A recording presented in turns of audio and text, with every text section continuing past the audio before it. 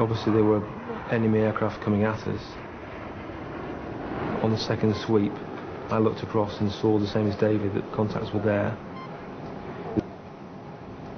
They couldn't see them, so they were dismissed.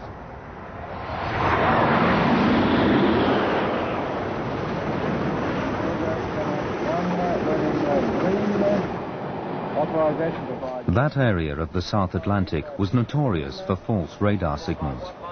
On a screen, birds or electronic atmospheric conditions could give the impression that they were enemy aircraft. 1 minute they were there, and the next gone. Throughout that day, there had been many false alarms.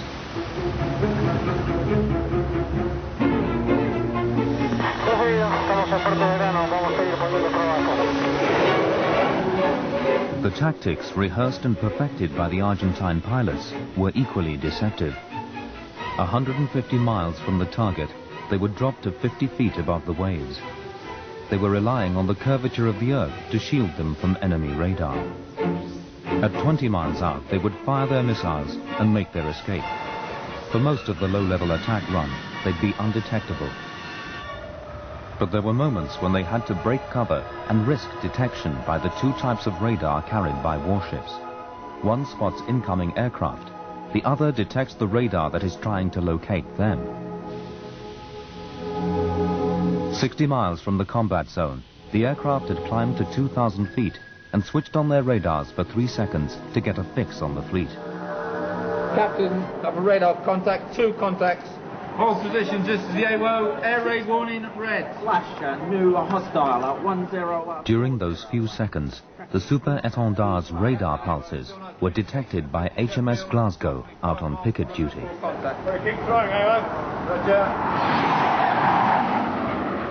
At the same time, another picket, HMS Sheffield, got a radar trace of the 2 aircraft racing toward the fleet. Berda-Karatz and Mayora were beginning their final approach. They popped up again, briefly exposing themselves to detection again, this time to find a target. Their radar picked up a large Echo and several smaller ones, which they took to be a carrier and her escorts. They'd locked on to the larger contact, but it wasn't a carrier, it was HMS Sheffield. At that moment, Sheffield was communicating with London via satellite on the same frequencies she'd normally use to detect radar signals coming in from hostile aircraft or missiles.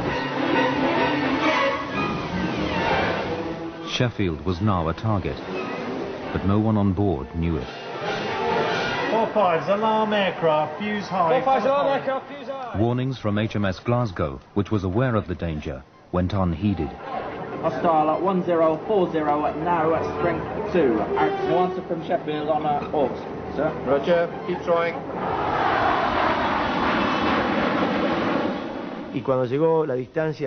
When I was absolutely sure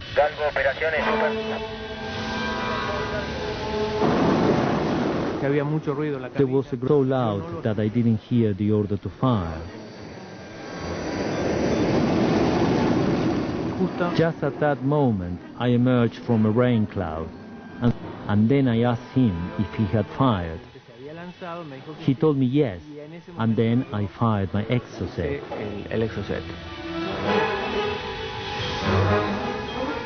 There were 2 minutes to impact. It was only now that some on Sheffield realized the danger they were in. And in front, there's 250, handbrake, 250. Eton Dawn's Exocet, nothing to do with radar. Thank you. Position, this is the APS.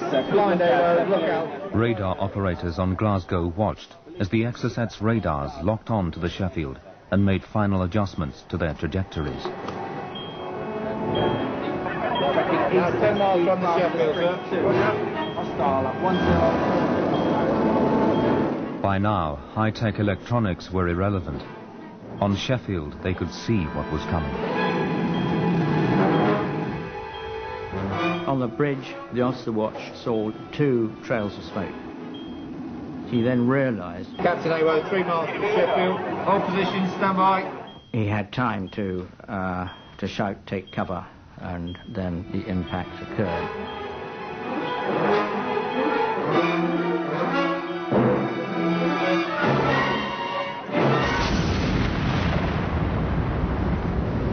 HMS Sheffield smoking in the distance. HMS Sheffield, that is. I was in my cabin at the time. I'd just come out of the operations room. There was a fair amount of movement, but the audible blast was not that great. But almost immediately, all the electrical hum stopped. Dead silence. And then, as I went forward, there were screams from down below. There was a lot of smoke coming out. And I knew something serious had happened.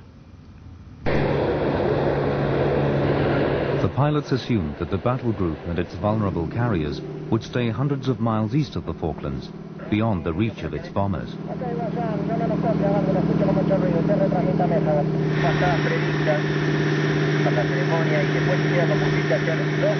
So in order to extend their flying range, the naval pilots hurriedly perfected a technique the British thought beyond them: mid-air refueling.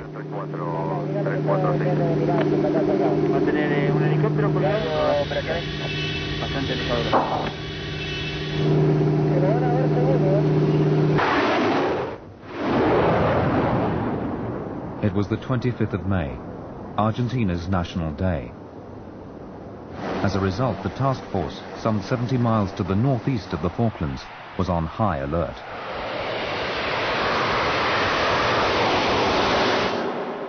But what the British weren't expecting was an attack from their rear, which was unprotected by picket ships. To achieve the element of surprise, the two aircraft flew over 150 miles to the north of Rio Grande and refueled. This photograph was taken from a Hercules tanker on that afternoon. They then continued east before turning south to run in on the battle group. 35 miles from where they believed it to be, they climbed to 1,000 feet and activated their radars. They picked up echoes of two small ships and one much bigger one.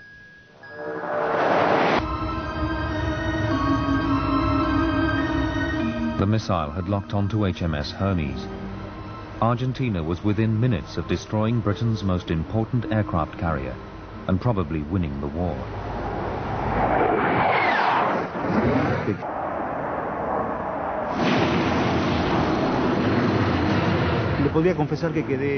I must eyewitness. At the time the sun was setting, were very bright. And when I saw the missiles elegantly turned towards... The Exocet may have been formidable, but it wasn't infallible. As it closed in on Hermes, its radar picked up another target, a massive container ship a few miles away. It was the Atlantic Conveyor, a converted aircraft ferry, under the joint command of her master, Captain Ian North, and a Royal Navy officer, Captain Mike Layard. For Exocet, bigger meant better. Veering away from the Hermes, it now headed for the Atlantic Conveyor. On this occasion, the threat direction wasn't quite so clear, and we turned